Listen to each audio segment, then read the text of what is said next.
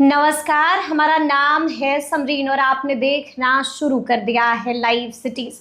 देखिए, जैसे जैसे चुनाव करीब आ रहा है वैसे वैसे नेताओं के मिजाज भी बदले बदले नजर आ रहे हैं। अब देखिए ना, तेजस्वी यादव भी कितना बदल गए हैं। अपनों पर नहीं बल्कि अब गैरों पर भरोसा कर रहे हैं। ऐसा हम क्यों कह रहे हैं, सब कुछ हम आपको तफसील के साथ इस वीडियो में बताएंगे। तो एक बार फिर से इस मुद्दे पर सीधी बातचीत करने के लिए हमारे साथ सीनियर जर्नलिस्ट ज्ञानेश्वर जी हैं। ज्ञानेश्वर जी, बदले बदले नजर आ रहे हैं तेजस्वी यादव, और अब भरोसा अपनों पर नहीं बल्कि गैरों पर हो रहा है। नहीं समरीन जी, हम इसे दूसरे शब्दों में कहते हैं कि तेजस्वी यादव गैरों को भी अपना बना रहे हैं। अच्छा, ठीक है ना जी। इसे दूसरे शब्दों में सकारात्मक सोचिए। देखिए, तेजस्वी यादव ने A to Z की बात कही। यह सही है कि जब आरजेडी की लिस्ट आएगी तो उसमें सबसे अधिक आपको यादव ही दिखेंगे। दिखना भी चाहिए, क्योंकि आपको एनडीए की लिस्ट में सबसे कम यादव दिखे। बिल्कुल। भाजपा ने बेरहमी से यादवों का टिकट काटा, तो तेजस्वी यादव यादवों को छोड़ क्यों दे? मुसलमानों को छोड़ क्यों दे? देखा आपने, बीजेपी की लिस्ट में एक भी मुसलमान नहीं, जीतन राम मांझी की लिस्ट में एक भी मुसलमान नहीं, उपेंद्र कुशवाहा की लिस्ट में एक भी मुसलमान नहीं, चिराग पासवान की लिस्ट में भी कल रात तक दिखा नहीं था। ठीक है ना? तो इन दोनों का ख्याल तो तेजस्वी यादव को ही रखना है। लेकिन तेजस्वी यादव ने 32% से आगे बढ़ने के लिए मुकेश सहनी से दोस्ती का हाथ बढ़ाया। अब दोस्ती जो है वह पूर्ण रूपे न अमली जामा पहनता हुआ दिख नहीं रहा है। क्योंकि मुकेश सहनी के साथ कुछ खेला हो गया। मुकेश सहनी को भले ही कहने के लिए 18 सीटें दी जा रही हों, लेकिन वैसी सीटें दी जा रही है जिसे मुकेश सहनी चाहते नहीं थे, जहां कोई तैयारी नहीं थी। तो कहने के लिए अब देखिए, तेजस्वी यादव ने लोकसभा चुनाव के वक्त कुशवाहा समाज से दोस्ती का प्रयास किया और सफलता मिली। अभय कुशवाहा चुनाव जीत गए। उपेंद्र कुशवाहा को काराकाट में राजाराम कुशवाहा माले के उम्मीदवार से शिकस्त देने में सफलता मिली। इसके बाद विधानसभा चुनाव में भी आपने देखा कि थोक भाव में कुशवाहा जाति के नेताओं को लाया गया जी। लेकिन बात इतने से नहीं, जो आप गैरों की बात कर रहे थे, क्योंकि आप गैरों की बात इसलिए कर रहे थे क्योंकि आरजेडी की लिस्ट में पहले भूमिहार नहीं दिखते थे। तो अब भूमिहार से दोस्ती तेजस्वी यादव कर रहे हैं जी। और भूमिहारों से दोस्ती में वह बहुत आगे चले गए। इतने सारे टिकट दे रहे हैं।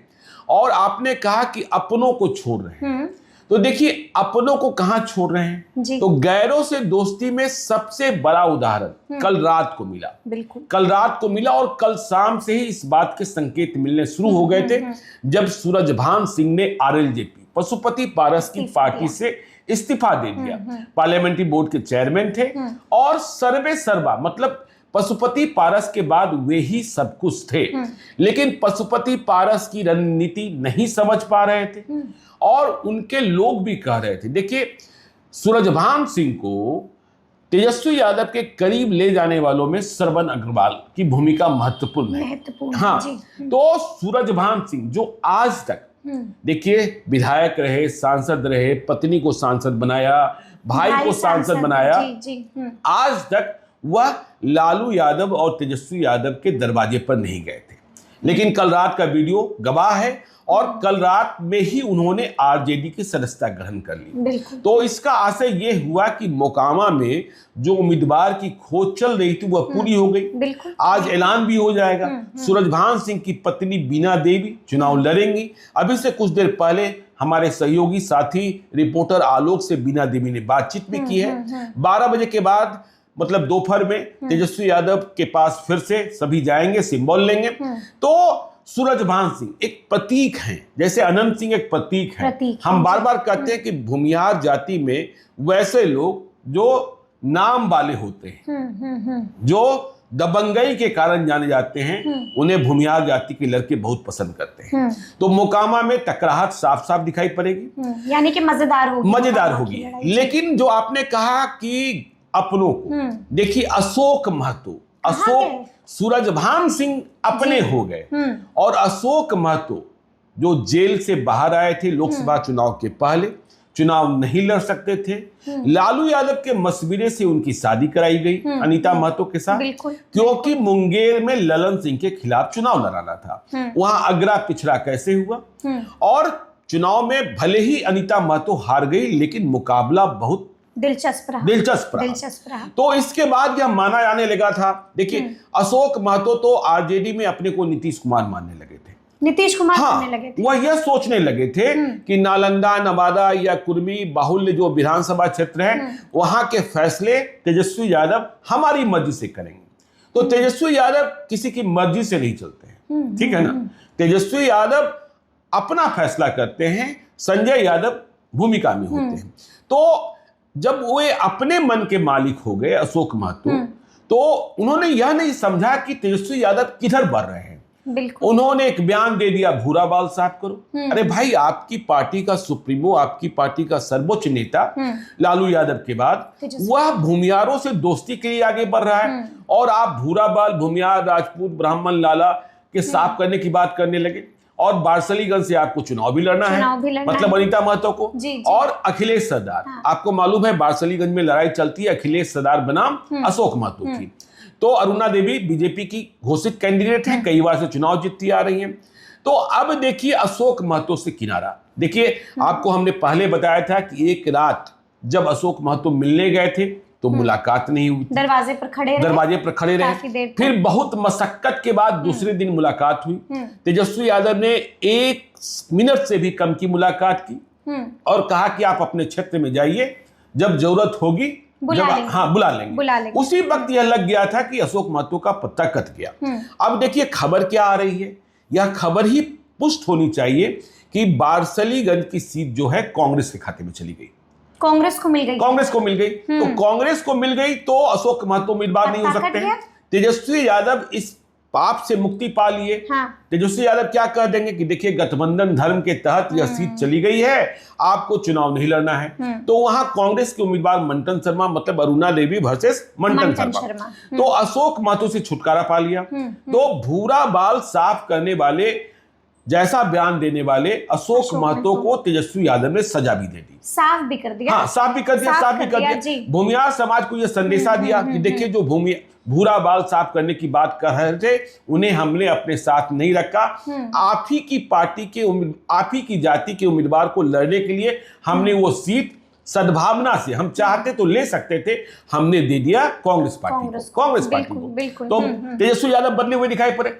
लेकिन देखिए एक विधानसभा क्षेत्र जो भी भूमिहार की अस्मिता से जुड़ा है जी, उसका समाधान अभी नहीं हो पाया है, और वह है घोसी विधानसभा क्षेत्र। जगदीश शर्मा की इज्जत दांव पर है, जगदीश शर्मा की प्रतिष्ठा दांव पर है, क्योंकि लालू यादव के दोस्त हैं जगदीश शर्मा, लालू यादव से मित्रवत हैं जगदीश शर्मा के बेटे राहुल शर्मा को हम तेजस्वी यादव का बहुत करीब नहीं मानते हैं। लेकिन आपको यह पता है कि राहुल शर्मा का टिकट ललन सिंह ने जेडीयू से कंफर्म करा दिया था, घोसी से।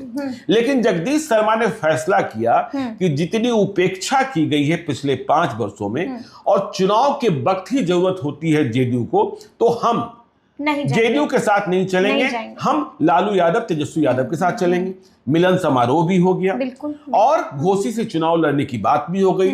जगदीश शर्मा और राहुल शर्मा घोसी जाने भी लगे, और जगदीश शर्मा जाते ही रहते हैं, कभी क्षेत्र नहीं छोड़ते हैं, जबकि उन्हें चुनाव तो लड़ना नहीं है बेटे के लिए। लेकिन अब तक माले से यह सीट, जब हम लोग यह कार्यक्रम कर रहे हैं, माले से यह सीट तेजस्वी यादव छुड़ा नहीं पाए। फ्रेंडली फाइट की बात भी नहीं हुई है, ठीक है ना, लेकिन छुड़ा नहीं पाए। और मुझे सुबह जहानाबाद से कई लोगों ने फोन किया कि अन्न पानी कुछ भी नहीं ले पा रहे हैं, बताइए ना घोसी की क्या स्थिति है। हमने पूछा सिंबल नहीं मिला क्या? तो देखिए थोक भाव में जहां जहां चुनाव लड़ाया जाना है राजद के उम्मीदवारों को सिंबल दे रहे हैं, लेकिन राहुल शर्मा को सिंबल नहीं मिला। और उधर माले ने रामबली सिंह यादव के चुनाव लड़ने का ऐलान कर दिया, उन्होंने नामांकन की तारीख भी निकाल दी। तो जगदीश शर्मा की प्रतिष्ठा दांव पर है। देखिए तेजस्वी यादव ने फैसला किया, तेजस्वी यादव ने किस तरीके से गले लगाया, संजीव सिंह को परबत्ता में टिकट दिया, और आपको पता है कि संजीव सिंह से लड़ने के लिए उम्मीदवार नहीं मिल रहा था। वह सीट जेडीयू भी नहीं चाहती थी, वह सीट बीजेपी भी नहीं चाहती थी। पासवान को मिल गई। हाँ, चिराग पासवान को उम्मीदवार सहित मिल गई। बाबूलाल शौर्य जो हैं वह मूलतः भाजपा के नेता हैं और भाजपा से चुनाव देखिए और उन्हें हार मिली है, ठीक है ना, उन्हें हार मिली है। एलजेपी में भी, एलजेपी के साथ उनका जो भी संबंध रहा लेकिन हार मिली है। तो संजीव सिंह से वह कितना लड़ पाएंगे? देखिए, कार्यकर्ता हैं और लड़ने के लिए माल जाल की भी कमी है। उनके परिवार के कई लोग, उनके पिताजी की बहुत अच्छी साख है, इसमें भी कहीं कोई शक नहीं है। तो समरीन, मटिहानी की बात करते हैं। देखिए, मटिहानी के मामले में तेजस्वी यादव को सफलता मिली है क्योंकि बोगो सिंह को आरजेडी से लड़ाया जा रहा है और ऐसा लग रहा है कि लेफ्ट से रजामंदी हासिल कर ली है तेजस्वी यादव ने। तो इसका मना लिया है। तो इसका आशय ये हुआ कि मटिहानी में लड़ाई राजकुमार सिंह बनाम बोगो सिंह की होगी। राजकुमार सिंह एलजेपी से जीते थे, फिर जेडीयू में आए। तो लेकिन एक संकट है कि 2020 में यहाँ राजकुमार सिंह मामूली मतों के अंतर से जीते, बोगो सिंह मामूली मतों के अंतर से हारे और सीपीआई मतलब जो वहां लेफ्ट था वह भी मामूली मतों के अंतर से हारा। तो यदि यह सीट तेजस्वी यादव ने आरजेडी के लिए छुड़ा ली तो लेफ्ट जिसकी पहचान वहां है, जिसकी जड़ें वहां है, तो उनके वोटर इस बार किसकी ओर जाएंगे? बिल्कुल, उनके वोटर इस बार किसकी ओर जाएंगे? बोगो सिंह की अपनी ताकत है और बोगो सिंह वह मत ले सकते हैं। अब देखिए, लालगंज की बात कर लीजिए। लालगंज में मुन्ना शुक्ला के परिवार को आपको लगता ही लगता है। तो कुल मिलाकर जो तेजस्वी यादव हैं नए समीकरण को गढ़ने का प्रयास कर रहे हैं और इस दामन से, इस आरोप से छुटकारा पाने का प्रयास कर रहे हैं कि आरजेडी जो है वह भूमिहार विरोधी है। देखिए, चाहे जितने विवाद हुए हों, 2024 के चुनाव में 2024 के चुनाव में मुन्ना शुक्ला को टिकट दिया था ना, बाद में मुन्ना शुक्ला सजा याफ्ता हुए, ठीक है, सुप्रीम कोर्ट ने सजा दे दी, तो मुन्ना शुक्ला को टिकट दिया था। और देखिए, यदि हम कांग्रेस की बात करें तो कांग्रेस की लिस्ट में भूमिहार उम्मीदवारों की तो भीड़ है ही बहुत सारे। और खबर यह भी आ रही है कि कुर्था, जहानाबाद में कुर्था और टेकारी गया में, इन दोनों सीटों को कांग्रेस में होल्ड करके रखा गया है। होल्ड करके रखा गया क्योंकि आपको पता है कि अखिलेश प्रसाद सिंह जो कांग्रेस के पूर्व अध्यक्ष हैं, वह अपने बेटे आकाश कुमार सिंह को चुनाव लड़ाना चाहते हैं। तो कुर्था में भी इच्छा है। टेकारी में आपको पता है करीब 174 शायद संख्या थी कि कांग्रेस के उम्मीदवारों ने वहां से चुनाव लड़ने की इच्छा जाहिर कर दी थी। तो कांग्रेस में कितना संघर्ष चल, आपने देखा ही कल पटना एयरपोर्ट पर क्या दृश्य बना। फिर हाथापाई, फिर जहां बाररूम था वहां क्या हुआ। तो ये सारी स्थिति परिस्थिति, और आज दिन में कई बातें आपको गौर करनी होगी। मुकेश सहनी के मूवमेंट को, आरजेडी की लिस्ट को, प्रेस कॉन्फ्रेंस होगी नहीं होगी, क्योंकि देखिए महागठबंधन वाले कह सकते हैं कि एनडीए वालों ने अभी कोई प्रेस कॉन्फ्रेंस की नहीं है, तो अभी प्रेस कॉन्फ्रेंस की क्या जरूरत है। और जैसे ही महागठबंधन की प्रेस कॉन्फ्रेंस होती है, सीटों की संख्या, सीटें, उम्मीदवार, यह सब सवाल तो पूछे ही जाएंगे, लेकिन सबसे बड़ा सवाल कांग्रेस से पूछा जाएगा कि क्या तेजस्वी यादव को मुख्यमंत्री मान लिया गया है? इसका जवाब क्या मिलेगा? मुकेश सहनी यदि रह भी जाते हैं तो क्या मुकेश सहनी को डिप्टी सीएम मान लिया गया है? इसका जवाब क्या मिलेगा? और यदि इसका जवाब निगेटिव हुआ तो फिर जनता के बीच संदेशा गड़बड़ जाएगा। तो ये सारी चुनौतियां हैं और यह सही है कि महागठबंधन के पक्ष में जो माहौल बना था वह माहौल इस किचकिच के कारण, इस महासस्पेंस के कारण, इस महासंग्राम के कारण, चुनाव में कितने दिन बचे हैं? आज 16 तारीख को हम लोग बैठे हैं, परसों के दिन धनतेरस है, फिर दीपावली है, फिर छठ है, तो अभी तो आपको नामांकन का ही, देखिए नामांकन का आखिरी दिन है, तो आज सूरजभान सिंह की ज्वाइनिंग पर ध्यान रखिए, मुकेश सहनी के मूवमेंट पर ध्यान रखिए, कांग्रेस की लिस्ट पर ध्यान रखिए, आरजेडी की लिस्ट पूरे तौर पर आती है कि नहीं आती है, क्योंकि यह भी जानना जरूरी है कि आखिरकार कांग्रेस को कितनी सीटें मिली, आरजेडी को कितनी सीटें मिली और माले को कितनी सीटें मिली, और इंडियन इंक्लूसिव पार्टी के नेता इंजीनियर आईपी गुप्ता, उनकी पार्टी का सामंजन हुआ कि नहीं हुआ, और ये कितनी सीटें मिली, और सिंबल क्या है, सिंबल क्या है, बिल्कुल सिंबल मिल गया है। नहीं, सिंबल क्या, वो अपनी पार्टी के सिंबल पर लड़ रहे हैं, या कांग्रेस पार्टी या महागठबंधन की। देखिए तेजस्वी यादव और आईपी गुप्ता की मुलाकात हुई थी, उसमें भी कुछ बातें हुई होंगी। हमने आईपी गुप्ता से पूछा भी था कि सीटें कितनी है, 2, 3, 4, उन्होंने कहा समय आने पर बताएंगे। कल रात को भी हमने उनसे संपर्क साधने की कोशिश की थी, लेकिन अभी नेतागण जो हैं मीडिया से बातचीत करने में, क्योंकि मीडिया के सवाल होंगे, सीटें कितनी मिली, कौन सी सीटें मिली, उम्मीदवार कौन है, तो अभी बचने का प्रयास कर रहे हैं। चलिए, तो अब देखना होगा कि आगे आगे क्या कुछ होता है, क्योंकि हमने आपको बताया है कि आज कई सारी महत्वपूर्ण गतिविधियां होने जा रही हैं जिन पर नजर बनाए रखना बेहद जरूरी हो जाता है। तो फिर ये पूरी चर्चा, पूरी बातचीत आपको कैसी लगी है, कमेंट करके हमें जरूर बताइएगा। तो ऐसे तमाम अपडेट्स के लिए बिल्कुल ऐसे ही हमारे साथ बने रहिएगा और देखते रहिएगा लाइव सिटीज। बहुत शुक्रिया।